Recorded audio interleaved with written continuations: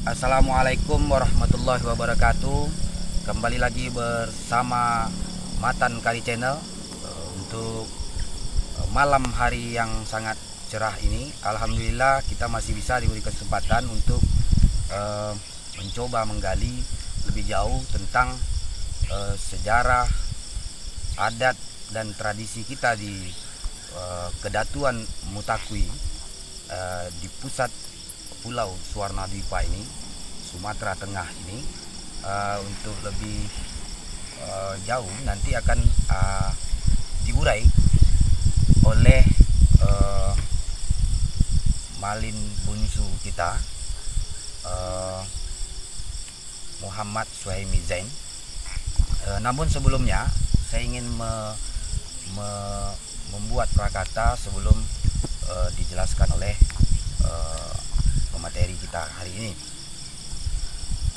Bicara tentang sejarah, harapan kita sebenarnya bagaimana generasi kita yang ada terutama di wilayah Andiko 44, Kedatuan Mutakui, sebagai sumbu, sebagai pusat sentral bagi sistem kedatuan yang berpola Soko, Pisoko, Jolimbago. Bagaimana ini bisa dikenali lebih luas, dipahami lebih jauh oleh generasi kita ke depan. Ini adalah merupakan tanggung jawab bersama untuk mengenalinya lebih jauh, apa itu Soko, apa itu Pisoko, apa itu Limbago. Ini konsep yang sangat luar biasa yang dilahirkan oleh para datu-datu moyang kita di tanah Suwarnadwipa ini, di pusat Kedatuan Mutakui. Baik, di berbagai kajian kita melihat perkembangan ilmu teknologi yang bicara tentang sejarah kita, sehingga banyak sekali sumber-sumber sejarah kita yang kadang sumber-sumber yang ada menceritakan tetapi tidak mampu kita buktikan di lapangan, sehingga timbul kegalauan di tengah generasi yang seharusnya mendapatkan informasi yang valid, yang sah, akurat dan bisa dibuktikan, sehingga tidak membuat ngambang pemahaman generasi untuk mendalami jati dirinya sendiri. Untuk itu lebih jauh kami persilakan kepada Malin Bunsu, Ongku Muhammad Suhaimi Zain. Pada Ongku kami persilakan. Terima kasih. Bismillahirrahmanirrahim. Assalamualaikum warahmatullahi wabarakatuh. Waalaikumsalam warahmatullahi wabarakatuh. Alhamdulillah wa syukurillah. Allahumma shalli wa sallim ala sayyidina Muhammad wa ala alihi wa sahbihi wa mawala. Asyhadu an la ilaha illallah wahdahu la syarikalah wa asyhadu anna Muhammadan abduhu wa rasuluhu la nabiyya ba'dah. Salam sejahtera, tabi hormat kepada kita bersama dalam pada masa generasi sekarang. Di segi permasalahan adat dan budaya yang dipakai oleh leluhur kita, nenek moyang kita dahulu, baik itu yang pra-Islam ataupun setelah menerima dan masuk sebagai yang beragama Islam, dengan kata adat bason di sorak bason di kitabullah. Nah, adat bakato sorak memakai itu yang lazim selalu dikatakan oleh tetua-tetua kita, para datu-datu kita, para ibu dan nenek, abang dan kakak kita kepada kita. Sistem ini adalah sistem yang betul-betul mengarahkan kita kepada generasi yang mempunyai moral tinggi atau akhlakul karimah, juga yang betul-betul mengarahkan kepada kita untuk berilmu pengetahuan. Contoh adat basondi sorak basondi kitabullah. Nah, di sini disebut sondi, adat basondi sorak, berarti kita harus mengetahui syarat. Berarti kita harus belajar, berilmu pengetahuan, menguasai ilmu syarat itu sendiri. Nah, tentang hal itu ya nggak berat-berat amat. Cuman dua hal, yaitu fardhu ain dan fardhu kifayah. Nah, untuk hal ini bekal bagi para generasi ke depan menuju arah jalan impian nawacita kita ke depan, baik itu pada masa dunia ini ataupun kelak setelah jasad ini dinonaktifkan oleh Allah Sang Pencipta, Sang Maha Tunggal Jadopo, yaitu dalam ajaran Islam menyebutnya dengan nama Allah Subhanahu wa Ta'ala. Nah, kemudian sorak itu bersandi kitabullah. Nah, secara tidak memakai kata perintah di situ, di sini mengesankan sondi. Sondi itu dasar. Sondi itu telapak. Sondi itu tapak. Sondi itu tempat. Dasar kita berinjak dan tempat kita duduk. Tanpa itu kita duduk di mana ya? Nah, leluhur kita, datuk kita dulu setelah menerima ajaran Islam, mereka mengkonsep adat budayanya itu dengan pola agama sesuai dengan ajaran agama yang mereka terima hasil dari kajian, hasil dari debat, hasil dari diskusi, sehingga mereka menerima ajaran tersebut, yaitu yang disebut dengan agama Islam. Nah, bukan dengan perang ya. Bukan dengan perang. Nah, makanya mereka membuat falsafah dengan adat bason di sorak-sorak, basan di kitabullah. Oke. Di sini kata sondi. Sondi itu sebenarnya adalah nama Bukan sendi ya. Bukan sendi. Nah, bukan sendi Ya. Penyebutan dalam satu di bentuk lain orang menyebut sendi. Nah, kalau Adat andai bersendi. kembali pada dasar, Bukan sandi. nah andai kembali pada dasar, ini tatanan adat dibentuk sebegini rupa ya, adat basondi sorak basondi kitabullah, di kalimat sondi itu jauh itu sudah dipakai. Yeah. Yaitu sondi itu alas tiang rumah, tiang istana, tiang bangunan, itu disebut sondi. Nah, itu nama sebuah batu. Memang batu itu disebut dengan batu sondi. Oke, itu di Sungai Batang Kampar itu cukup banyak. Ya. Nah, bagi generasi ke depan, untuk hal ini sepatutnya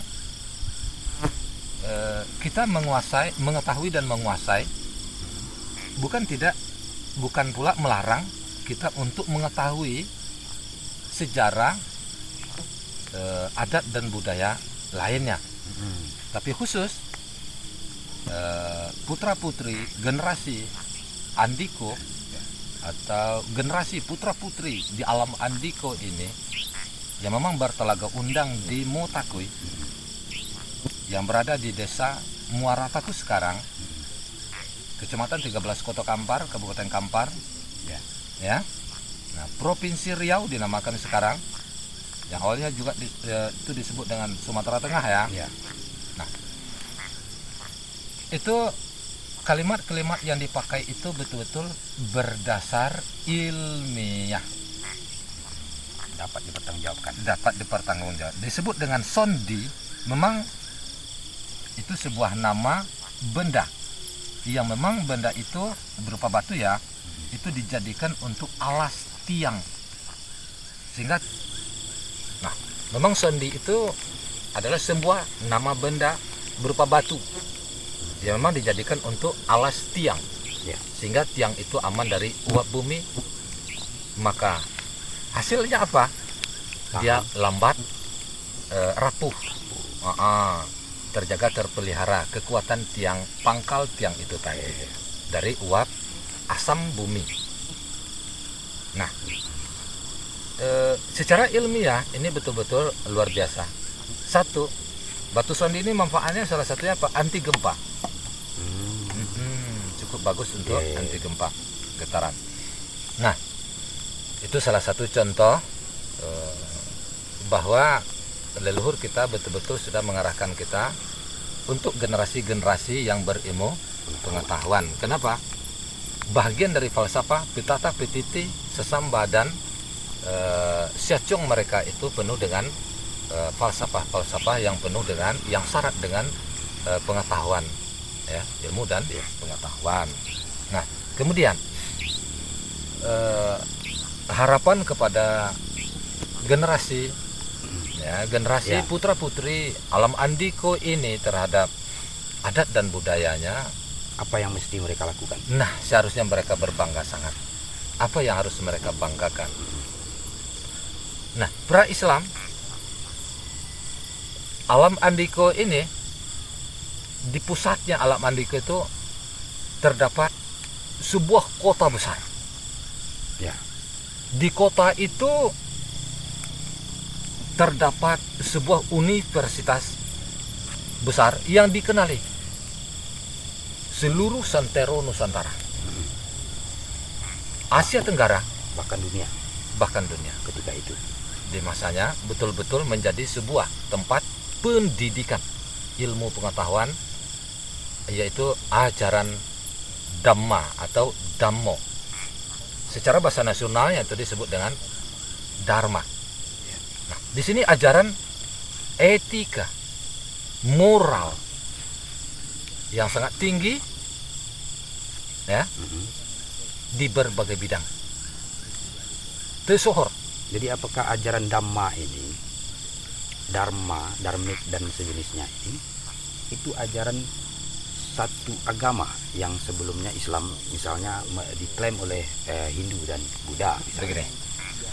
Jadi kita sebut Hindu dan Buddha, ya, agama Buddha, agama Hindu, ini ajarannya, ajaran agama Hindu, ajaran agama Buddha ini, Jainis, ini adalah ajarannya Dharma. Dalam penghayatan mengaji, mempelajari ajaran Dharma itu sendiri.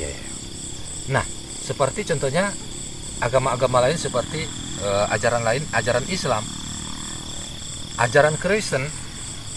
Contoh aja kita Islam. Ya. Begitu kita mempelajari ajaran Islam itu sendiri, maka terlahirlah beberapa mazhab. Demikian juga Dhamma. Nah, juga demikian ajaran Dhammo itu tadi. Maka terlahirlah beberapa sekte. Contoh, sekte Mahayana. Ini yang kita sebut sekarang agama Hindu. Kemudian sekte Hinayana, Nantrayana, Vajrayana. Ya, inilah yang kita sebut agama Buddha. Nah, kemudian di dalam itu lagi difahami lagi, maka melahirkan lagi bermacam-macam sekte. Juga seperti itu yang terjadi, yang memahami, yang mempelajari ajaran agama Islam, maka terlahirlah beberapa mazhab. Itu juga tak ada bedanya. Jadi yang originnya itu yang mana? Ya Islam. Yang originnya tadi lagi, yang di leluhur kita dulu apa? Ya Dhammo atau Dhammo, DHOMMO. Baik, saya potong dulu karena ini sudah masuk waktu mau bisa, ada informasi pengajian di masjid sudah terdengar. Kita closing yang ini, closing maksudnya apa yang bisa diambil oleh generasi sekarang untuk mendidik dirinya, menjadikan ini pedoman karena sudah menjadi Islam oleh putra putri Andiko ini sudah menjadi Islam, apa yang mesti dilakukannya, tatanannya sudah ada seperti apa tatanan itu sehingga dia menjadi disiplin dan sebagainya. Oke. Maka sesuai dengan ajaran demikian, yaitu ajaran Islam dahulunya, yaitu ajaran Dharma atau Dhammo. Oke. Maka terlahirlah generasi-generasi yang berilmu pengetahuan. Disebutlah dengan para Candikyo. Bahasa nasionalnya Sanskerta itu menyebut dengan Candikya. Sekarang kita menyebut juga dengan Candikya yang diambil berasal dari kata Sanskerta. Oke. Terlahir di sini di alam Andiko ini dari universitas ini, yaitu Universitas Dharmapala yang terletak lebih kurang 1.700 meter ke timur arah kompleks pusat puja candi yang kita kunjungi sekarang ya. Nah, jadi para generasi putra putri Andiko ke depan, nah belajar menjadi seorang Candikya. Baik, kita akhiri dulu diskusi kita atau uraian tentang sejarah adat dan tradisi budaya kita ini, karena memang dibatasi waktu. Paling tidak dapat kita garis bawahi untuk generasi muda kita ke depan di Andiko, khususnya di Andiko ini, tatanan sistem sudah sangat jelas, Soko Pisoko Limbago adatnya sudah sangat jelas yang telah diuraikan.